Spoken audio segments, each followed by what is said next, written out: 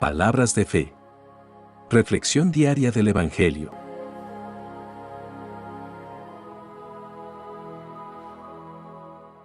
Lectura del libro del profeta Isaías, capítulo 4, versículos 2 al 6. Aquel día, el vástago del Señor será magnífico y glorioso. El fruto del país será orgullo y esplendor de los sobrevivientes de Israel. A los restantes en Jerusalén, a todos los inscritos en ella, para la vida, los llamaré santos. Cuando el Señor haya lavado la inmundicia de las hijas de Sión y haya limpiado de sangre a Jerusalén, con viento justiciero y abrasador, creará el Señor, sobre todo lugar, del monte Sión y sobre la asamblea, nube, y humo de día, y fuego llameante de noche. Y por encima, la gloria del Señor será toldo y tienda contra el calor del día, abrigo y resguardo contra el temporal y la lluvia. Palabra de Dios.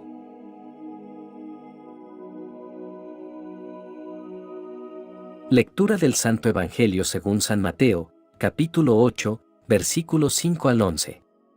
En aquel tiempo, al entrar Jesús en Cafarnaúm, se le acercó un oficial romano y le dijo: Señor, tengo en mi casa un criado, que está en cama, paralítico, y sufre mucho. Él le contestó: voy a curarlo. Pero el oficial le replicó: Señor, yo no soy digno de que entres en mi casa, con que digas una sola palabra, mi criado quedará sano. Porque yo también vivo bajo disciplina y tengo soldados a mis órdenes. Cuando le digo a uno, ve, él va, al otro, ven, y viene, a mi criado, haz esto, y lo hace. Al oír aquellas palabras, se admiró Jesús y dijo a los que lo seguían: Yo les aseguro que en ningún israelita he hallado una fe tan grande. Les aseguro que muchos vendrán de oriente y occidente y se sentarán con Abraham, Isaac y Jacob en el reino de los cielos. Palabra del Señor.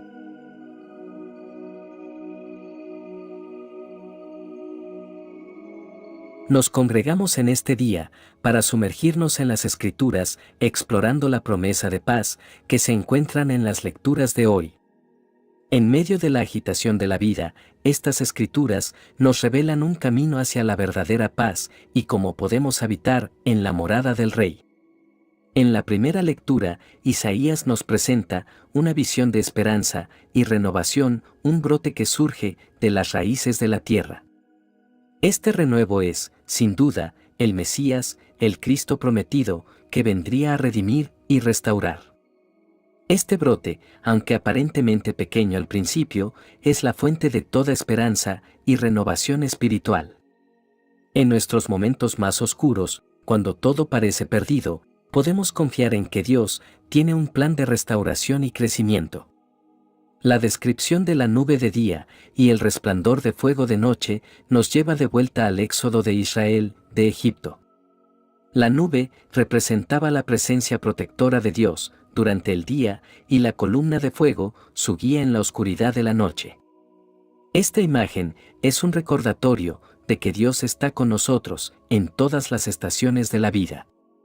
En la claridad de la luz del día y en la oscuridad de la noche, su presencia nos guía y nos protege.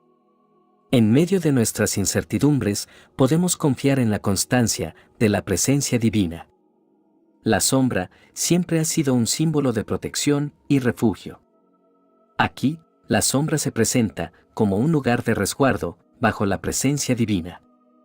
En el ardor del día, cuando el calor de las pruebas y las tribulaciones es abrasador, encontramos sombra y consuelo bajo las alas protectoras de Dios. La sombra es un recordatorio de la constante provisión de Dios. No importa cuán intensos sean los desafíos que enfrentamos, siempre hay un refugio en Él. En su sombra encontramos paz y descanso para nuestras almas. La referencia al espíritu del temor del Señor no nos invita a vivir con miedo, sino con reverencia y respeto hacia el Dios Santo. Es un temor que reconoce la majestuosidad y la soberanía de Dios. Este temor nos aleja del pecado y nos acerca a la santidad. Cuando vivimos en el espíritu del temor del Señor, nuestras decisiones y acciones reflejan una conciencia de la presencia divina en nuestras vidas. Este temor transforma nuestra forma de vivir, guiándonos hacia una vida de rectitud y humildad. La lectura concluye destacando que en Sión habrá un lugar de protección y provisión.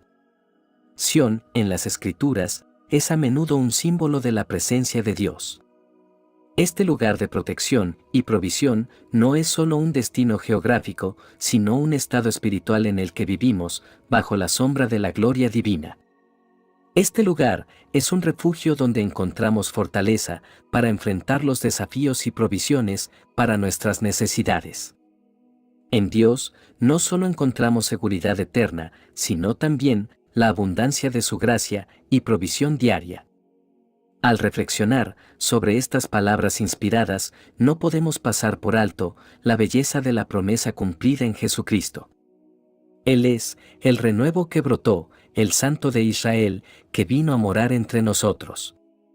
Su obra redentora nos sumerge en las aguas del bautismo espiritual, nos guía, como la columna de fuego, en la noche oscura, y nos protege bajo la sombra de sus alas. Jesucristo, nuestro tabernáculo de la gloria, ha enviado su Espíritu para morar en nosotros. Bajo la sombra de su presencia, encontramos refugio y consuelo.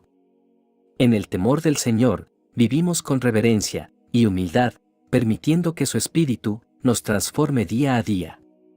Hoy, la invitación divina resuena en nuestros corazones. ¿Vivimos bajo la sombra de la gloria divina? ¿Encontramos nuestro refugio en Dios en medio de las tormentas de la vida? En un mundo lleno de incertidumbres y desafíos, la promesa de esta lectura nos llama a vivir con la seguridad de la presencia constante de Dios. Que nuestras vidas sean testimonios vivos de la obra redentora de Jesucristo. Que bajo la sombra de su gloria encontremos consuelo, protección y provisión. Que llenos del Espíritu, del temor del Señor, vivamos vidas que reflejen la santidad y la gracia de nuestro Dios. En el Evangelio de hoy encontramos la conmovedora historia del encuentro entre Jesús y un centurión romano. A través de esta narrativa, somos testigos de la profunda fe que despierta la gracia de Jesús y la universalidad del reino de Dios. El centurión, un hombre con autoridad y posición, se acerca a Jesús con una humildad sorprendente. Reconoce la superioridad espiritual de Jesús y no se considera digno de que entre en su casa. Esta humildad es la esencia de la fe, una humildad que reconoce la distancia entre el Creador y la criatura, entre el santo y el pecador. Este encuentro trasciende las barreras culturales y religiosas de la época. El centurión, un gentil, demuestra una fe que sorprende incluso al mismo Jesús. Esta afirmación subraya la universalidad del reino de Dios. La fe no está limitada por la nacionalidad ni por el estatus social.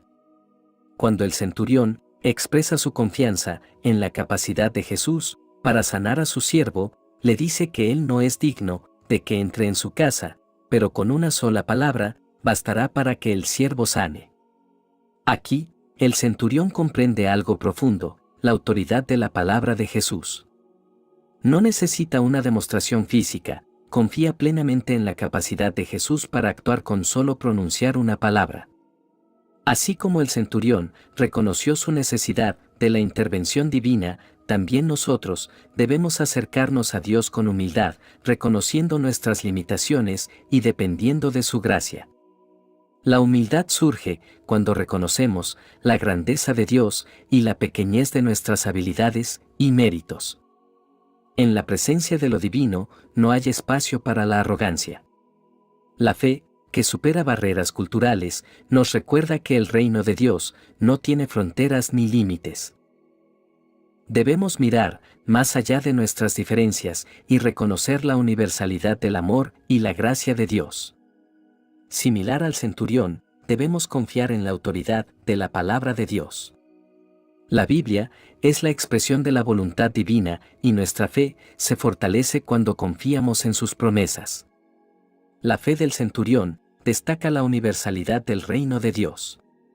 La Iglesia, como el cuerpo de Cristo, debe reflejar esta universalidad, acogiendo a personas de todas las naciones, razas y estatus sociales.